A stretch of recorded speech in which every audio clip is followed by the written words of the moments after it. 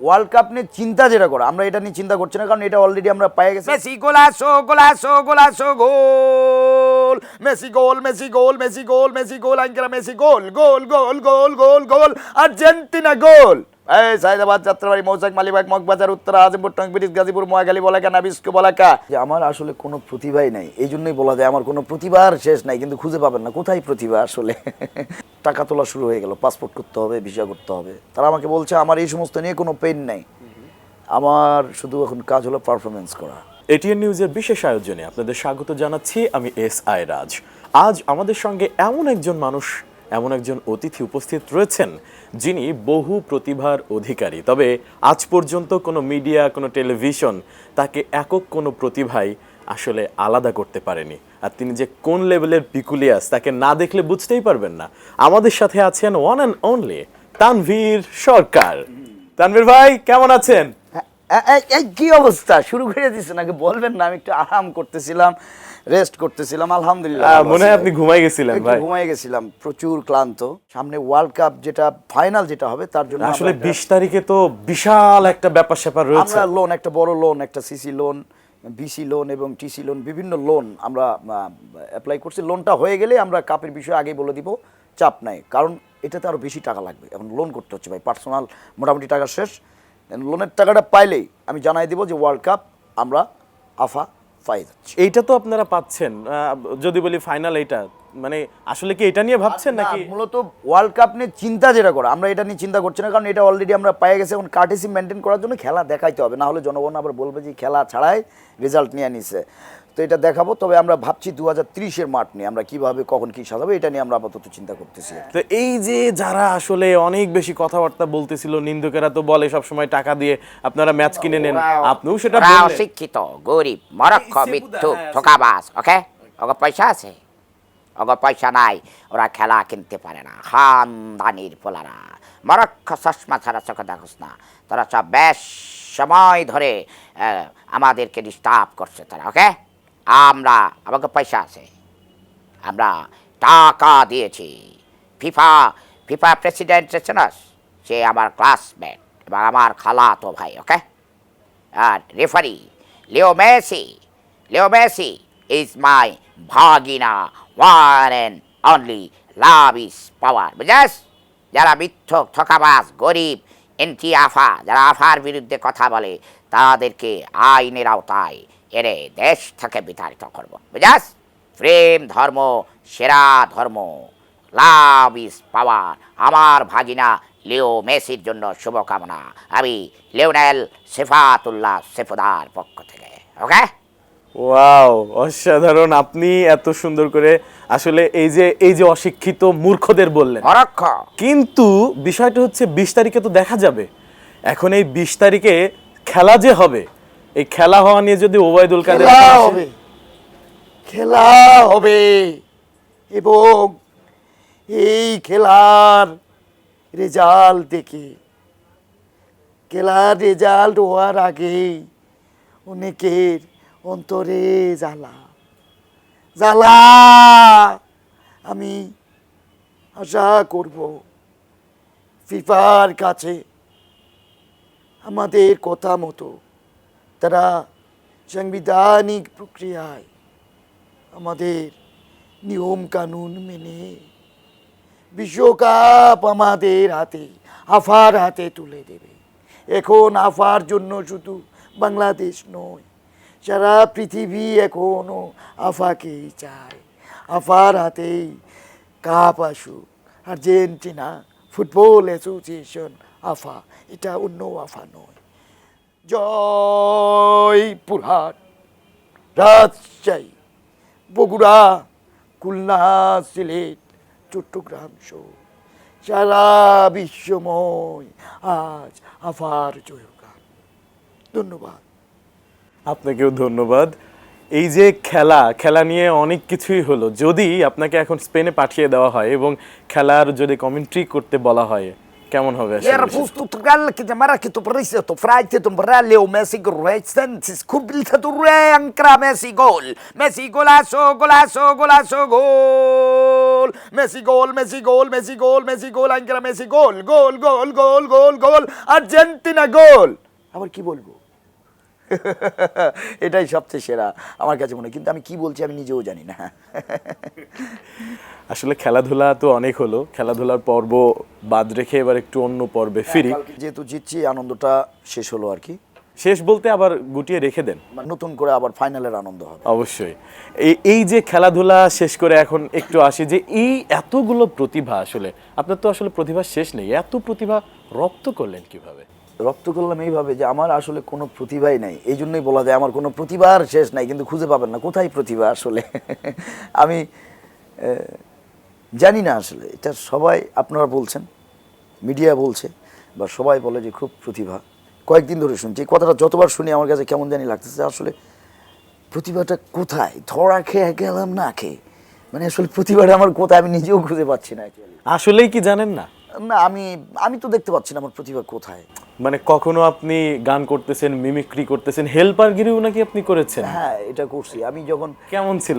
আমি যখন ইন্টারমিডিয়েট মানে আলিমে পড়তাম, আমার ক্যাম্পাস ছিল যাত্রাবাড়িতে, আর আমি তখন থাকতাম সেই সময় দিকে নিকুঞ্জতে খিলক্ষেত, তো আমি ওখান থেকে বাসে উঠতাম, তো ওই বাসের ভেতরে থাকতে চাপাচাপির মধ্যে থাকতে ভালো লাগতো না, তো বাসের গেটটাতেই দাঁড়াই থাকতাম, আর হেল্পার মামা সর এই সাইদাবাদ যাত্রাবাড়ি মৌসাক মালিবাগ মগবাজার উত্তরা আজিমপুর টঙ্ক ব্রিজ গাজীপুর মোয়াখালী বলাকা নাবিস্কো বলাকা আসেন আসেন আসেন মোয়াখালী এই মৌচাক মগবাজার উত্তরা আজিমপুর টঙ্কি ব্রিজ গাজীপুর মোয়াখালী আবদুল্লাপুর বলাকা, আমি চলতে থাকতাম। ড্রাইভার কয় মামা আপনি তো আমার হেল্পারের তে ভালো পারেন, মামা 5টা টাকা দিস তাহলে নামার সময় তোর হেল্পারের কাম করে দিছি, মামা দেওয়ান দরকার, ঠিক আছে দিমুনে, ভাড়াটাও আর দেওয়া লাগতো না হেল্পারি করে চলে আসতাম আর কি, মজা করতাম।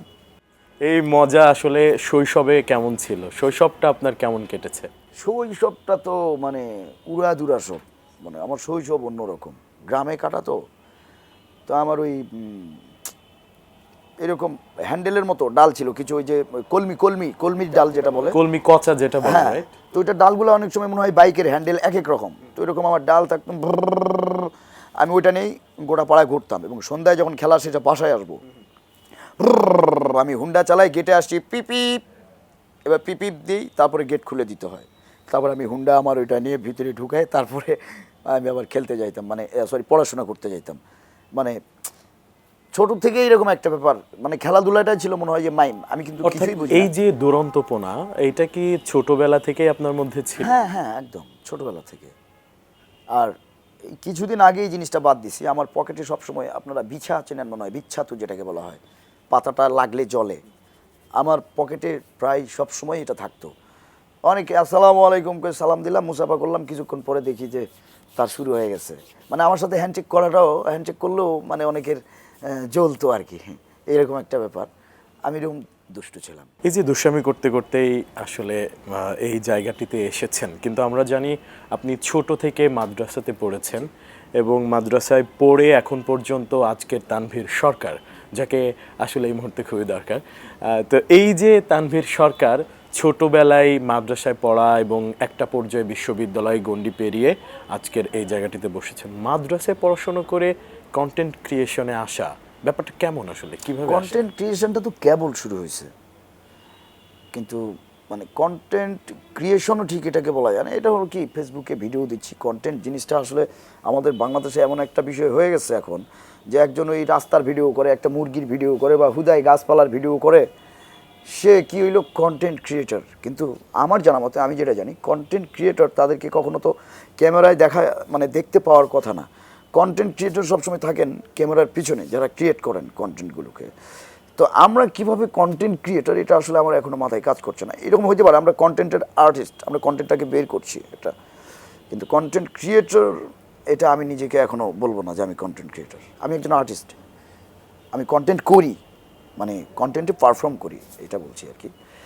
আমি ছোট থেকেই অভিনয়, সঙ্গীত বা এগুলোতে পারদর্শী, এবং মাদ্রাসাতে, আমি তো মাদ্রাসার ছাত্র, মাদ্রাসার একটা নির্ধারিত একটা শৃঙ্খলা রয়েছে, সেখানে পড়াশোনার পাশাপাশি শরীর চর্চা, মার্শাল আর্ট শেখা, তারপরে ধরুন আপনার কালচারাল সেকশন, এটা পড়াশোনার পাশাপাশি এটাকেও খুব শক্তভাবে দেখা হয়, রপ্ত করতে হয়। আর অনেকেই মনে করে মাদ্রাসায় পড়লে বলদ হয়ে যায়, মাদ্রাসায় পড়লে হুজুররা হয়ে গেছে একরকম এইরকম বিষয়। আসলে এটা ভুল কথা। মাদ্রাসায় পড়তে হয়। মাদ্রাসায় পড়াটা মূলত, আমি মুসলিম, আমার ইসলামী জ্ঞান, আমার দ্বীনি ইলম, ইকরা বিসমি রব্বিকাল্লাযী খালাক, প্রথম ওহী, যে পড়ো তোমার প্রভুর নামে যিনি তোমাকে সৃষ্টি করেছেন। সৃষ্টি জীব হিসাবে, সৃষ্টি জীব হিসাবে আমাকে আমার প্রভুর নামে পড়তে হবে, আমার প্রভুর এলম অর্জন করতে হবে। এটা প্রত্যেকটা মানুষের উপরে দায়িত্ব। এখন তারপরে সে প্রফেশনালি কি করবে, কোন কাজের মাধ্যমে সে জীবিকা নির্বাহ করবে, সেটা আল্লাহ নির্ধারণ করে দিয়েছেন। কারণ কি, অবশ্যই হায়াত, মৌত, রিজিক, বিবাহ, এই চারটা কিন্তু সরাসরি আল্লাহর তরফ থেকে নির্ধারিত। হ্যাঁ, তো এখন আমি মাদ্রাসায় পড়ছি এই কারণে যে আমাকে দ্বীনের ইলমটা শিখতে হবে। এখন মাদ্রাসাতে গেলাম আমরা শিখতে, কিন্তু মাদ্রাসা তার মানে এই না যে আমাকে শুধু ওই হুজুরি বানাবে আর মসজিদে আজান দেওয়া আর ওই নামাজ পড়া। অনেকেই মনে করে হুজুর মানে মসজিদ পর্যন্তই, ওই বলে না মোল্লাদ্দুর মসজিদ পর্যন্ত। এটা ভুল কথা। আপনি বাংলাদেশে দেখবেন মাদ্রাসার ছাত্র কি পরিমাণ মাদ্রাসার ছাত্র রয়েছেন, যারা ঢাকা বিশ্ববিদ্যালয়, রাজশাহী বিশ্ববিদ্যালয়, জাহাঙ্গীরনগর বিশ্ববিদ্যালয়ে আপনার বিভাগীয় তাদের মানে ভর্তি পরীক্ষায় তারা প্রথম স্থান অধিকার করে।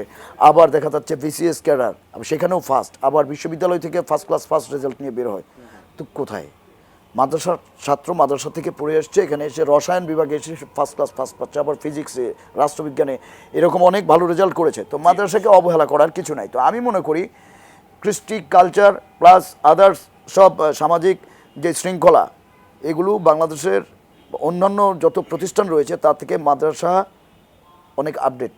আপনার জীবনের বড় একটি টার্নিং পয়েন্ট ছিল মিরাক্কেল, কিন্তু সেটা আসলে এমন একটা পর্যায়ে আপনার জীবনে আসলো, অর্থাৎ আপনি সেখানে যখন সিলেক্ট হলেন, এমন একটা পর্যায়ে আপনার কাছে আসলে টাকাও ছিল না যে পাসপোর্ট করে আপনি ওপার বাংলায় যাবেন, আমরা যতটুকু জানি। তারপরেও আপনি মিরাক্কেলে কিভাবে যুক্ত হলেন, সেই সময়টা আসলে কেমন ছিল, এবং মিরাক্কেল নিয়ে আপনার অভিজ্ঞতা কি? আসলে আমার মিরাক্কেলের যাওয়াটা ছিল, ওইখানে আমার তেমন একটা টার্গেট ছিল না, কিন্তু মানুষের অনেকের, ভাই ব্রাদার, বা আমি যেখানে থিয়েটার করি, আমার সিনিয়ররা সবাই বলতো আমাকে মিরাক্কেলে যাইতে হবে, তুমি মিরাক্কেলে চান্স নাও, তুমি অডিশন দাও। আমি অডিশন দিতাম। তো ইসলামিক কালচার করি, এর বাইরে অন্য কোনো কালচারে যাই, এটা আমার পরিবার থেকেও সাপোর্ট করে না বা করতো না, প্রথমে বুঝে উঠতে পারে নাই। সেই সময় অর্থাৎ 2013 সালের কথা বলছি। রাইট, 2013 সালে। তো তারপরেও মিরাক্কেলটা এমন একটা প্ল্যাটফর্ম ছিল যে এখানে আসলে কোনো রিলিজিয়নাল কোনো ইস্যু ছিল না ওইরকম, যে একটা বড় একটা প্ল্যাটফর্ম, চান্স পাওয়াটাই একটা ব্যাপার। তো যাই হোক, চান্স হইল। এরপরে তো আমি তো স্টুডেন্ট, আমার কাছে তো টাকা পয়সা নাই। তো আমার যারা ভাই ব্রাদার, বন্ধুবান্ধব, বিশেষ করে পুলিশের মধ্যে একটা অংশ, যারা ভাই ব্রাদার, মানে আপনার বড় একটা সার্কেল আসলে পুলিশের মধ্যে আছে। তারপরে আরও অন্যান্য সব ইতেই, তো বাট এই সাইডটাতে বেশি আর কি চলে। তো তারা টাকা তোলা শুরু করলো। তারপর আমার বন্ধু, সে পলিটিশিয়ান, এখন সে ভালো জায়গায় আছে, রাজশাহীতে বিশেষ করে আর কি। আর রাজশাহীবাসীরা, আমার মিরাক্কেলের যাওয়াটাই মূলত এটা মানে ক্রেডিট জাস্ট গোস টু রাজশাহীর মানুষজন, রাজারহাতা, তারপরে মানে সিটি কলেজের পেছনে যে পাড়াটা আর কি, রাজশাহী সিটি কলেজের এই পাড়াটা, বিশেষ করে আরও পুরো শহরেরই আমার এই যে ফ্রেন্ড, ভাই ব্রাদার, তাদের ক্রেডিটটা সবচাইতে বেশি আমি মিরাক্কেলে যাওয়ার পেছনে। তো সবাই টাকা তোলা শুরু হয়ে গেল, পাসপোর্ট করতে হবে, ভিসা করতে হবে। তারা আমাকে বলছে আমার এই সমস্ত নিয়ে কোনো পেন নেই, আমার শুধু এখন কাজ হলো পারফরমেন্স করা। ওকে, আমি পেন নিচ্ছি না, সব কিছুই ম্যানেজ হয়ে গেল।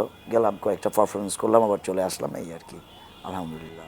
যাক, আসলে ওপার বাংলার রিয়েলিটি শো এবং বাংলাদেশের রিয়েলিটি শো এখনও হচ্ছে, বেশ কিছু রিয়েলিটি শো আগেও ছিল, কিন্তু এই যে দুই বাংলার রিয়েলিটি শোর মধ্যে আসলে পার্থক্য কি দেখেছেন, আর কেন আসলে যদি পার্থক্য থেকেই থাকে, ওপার বাংলার রিয়েলিটি শোর মতো করে বাংলাদেশে এখন পর্যন্ত এরকম কোনো রিয়েলিটি শো হয় না, আপনি কি মনে করেন? এটা বাংলাদেশের চ্যানেল চাইলেই সম্ভব, এটা অনেক খরচের ব্যাপার। এটা কি যে আপনি বড় কোনো মাইকেল জ্যাকসন অথবা শাকিরা অথবা কাকে মানে ওয়ার্ল্ডের বড় বড় সেলিব্রিটিকে নিয়ে এসে ঢাকাতে কনসার্ট করবে কোনো একটা কোম্পানি, তো এই কোম্পানি স্পন্সর করছে, কত দেখা গেল 10 কোটি টাকা। আচ্ছা, এই টাকাটা কিন্তু কোম্পানি আর পায় না, এটা কিন্তু একবারে মানে ওই ফিসাবিলিল্লাহ, যে একটা বড় একটা আয়োজন করছে, বড় শিল্পী নিয়ে আসছে, এটা কিন্তু টোটাল ওই ইভেন্টের পিছনে খরচ হয়ে গেল, তাই না? তো ঠিক এই রকম করে যদি চিন্তা করে যে আমি এই রিয়েলিটি শো একটা করবো, এখানে আমি একটা হিউজ বাজেট খরচ করব, আমি প্রাথমিক অবস্থায় এটা থেকে আমি বেনিফিট আশা করছি না এবং কোনো স্পন্সর আমার দরকার নেই, এইরকম চিন্তার সাহস যদি কোনো চ্যানেল করে, তাহলে সেদিন থেকেই বাংলাদেশে একটা বিগ রিয়েলিটি শো সম্ভব। আমরা এই সাহস চিন্তা করতে পারি না। শুধু কি টাকা পয়সা বা অর্থনৈতিক ব্যাপার, একদম, নাকি একদম এখানে- চিন্তাধারারও একটা পরিবর্তন চিন্তাধারা, আছে? আপনার কোথায় কি, আপনি যখন চিন্তা করবেন, চিন্তা আপডেট হবে, যখনই আপডেট করবেন ওইখানে আপনার ইনভেস্টের ব্যাপার রয়েছে। তো আপনার চিন্তার সাথে সাথে আপনার বাজেটটাকে বাড়াইতে হবে। এখন আমি চিন্তা করলাম বিশাল বড়, এখন বাজেট করলাম আমি সর্বোচ্চ 8 লাখ টাকা, যে 8 লাখ টাকায় আমাকে রিয়েলিটি শো করতে হবে, এটা কি সম্ভব? একটা সেট করতে যেমন আমাদের সময় 1 কোটি টাকার উপরে খরচ ছিল, ওই সময় 2013 সালে যে সেটটা ছিল, ওই সেটেরই খরচ ছিল 1 কোটি টাকার উপরে। মিরাক্কেলের কথা বলছেন? জি। তাহলে একটা সেট বানাইতে যদি 1 কোটি টাকা খরচ করে, এবং আমাদের দেশেরই কোম্পানি কিন্তু স্পন্সর সেখানে, এরকম আমাদের এখানে যদি ক্রিয়েটিভ এরকম কেউ চিন্তা করে, এরকম কোনো বড় মানসিকতার কোনো ব্যক্তি বা কোনো মানুষ যদি চিন্তা করেন, বা বিশেষ করে আমাদের এটিএন বাংলার সম্মানিত চেয়ারম্যান মহোদয়, তিনি যদি একটু মানে সহৃদয় হয়ে চিন্তা করেন যে স্ট্যান্ড আপ কমেডি বা এরকম একটা রিয়েলিটি শো করতে চাই, যেটা কোনো স্পন্সর থাকবে না, সেটা আমার নিজের পকেট থেকে আমি এটা দিয়ে দিলাম, এই শোটা করুক, বাংলাদেশবাসী দেখুক, তাহলে একদিনের নয় দীর্ঘদিন হয়তো বা চলবে, এবং এরপর থেকে বাংলাদেশে অনেক বড় বড় রিয়েলিটি শো আসবে বলে আমি মনে করি। এখানে জাস্ট চিন্তার প্রসারতার সাথে বাজেটকে একটু বড় করতে হবে, এবং ইনভেস্ট করতে হবে, রিস্ক নিতে হবে, সাহস করতে হবে, এবং প্রোগ্রাম চালানোর জন্য শুধু সেলিব্রিটি খুঁজবো আমরা, এটা করা যাবে না। কারণ সেলিব্রিটিরা শুধু ফেস ভ্যালু দিচ্ছে, কিন্তু এই প্ল্যাটফর্মের জন্য আমাদের দরকার পারফরমেন্স। তাহলে সেরকম পারফর্মারকে নিয়ে এসেই এটা হোস্ট থেকে শুরু করে প্রত্যেকটা সেক্টর চালাতে হবে। আই হোপ এইরকম যদি হয়, মানে শুধু লাফটার শো বলে কথা নয়, যে কোনো রকমের একটা বড় বড় রিয়েলিটি শো করে নতুন করে আবার বাংলাদেশের মিডিয়া আলোড়ন সৃষ্টি করা সম্ভব।